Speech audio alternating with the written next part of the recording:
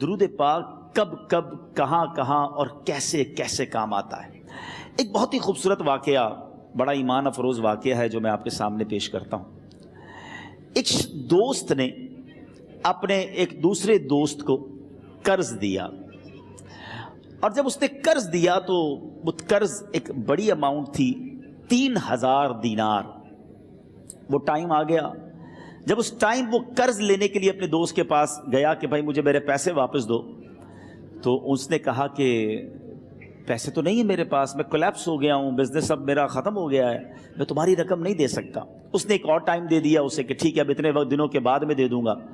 وہ ٹائم بھی گزر گیا، اور جب وہ ٹائم بھی گزر گیا تو اس کے بعد اس دوست نے کہا کہ اب تو پیسے دے دو بھائی، میرا ٹائم پورا ہو گیا ہے۔ پھر نہ دے سکا ٹائم۔ آخر کار معاملہ جو ہے وہ کورٹ میں چلا گیا، قاضی کے پاس چلا گیا۔ اب قاضی نے جس کو پیسے دینے تھے اس کو بلایا اور کہا کہ بھائی آپ کو اس کے پیسے دینے ہیں؟ کہتا ہے ہاں پیسے تو دینے ہیں۔ تو کہا پھر دیتے کیوں نہیں ہو؟ کہا پیسے ہیں ہی نہیں، کاروبار ہی ختم ہو گیا ہے، قرضہ تو لیا تھا، اب میرے پاس بچا ہی کچھ نہیں ہے۔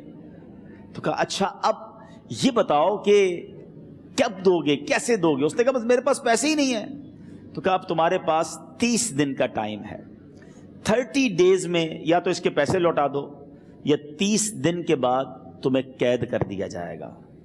یہ شخص اب گھر آیا، پیسے تو تھے نہیں، مگر شاید علماء نے لکھا کتابوں میں، یہ واقعہ کئی بڑی بڑی کتابوں میں لکھا اور درود پاک کے فضائل کی بڑی بڑی کتابوں میں لکھا، اور اس شخص نے سوچا کہ اس نے ایک حدیث پاک پڑھی ہوئی تھی کہ جس میں یہ نبی پاک علیہ الصلوۃ والسلام نے فرمایا ہے، جس کا مضمون ہے کہ جو شخص پریشان ہو، مصیبت زدہ ہو، اسے چاہیے کہ مجھ پر کثرت سے درود پاک پڑھے، کیونکہ درود پڑھنا مصیبتوں اور پریشانیوں کو لے جاتا ہے۔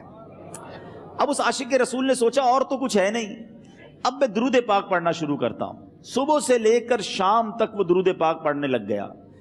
27 دن گزر گئے، only 3 days left، 3 دن باقی تھے قاضی کے پاس جانے میں۔ 27 دن گزر گئے درود پڑھتے پڑھتے۔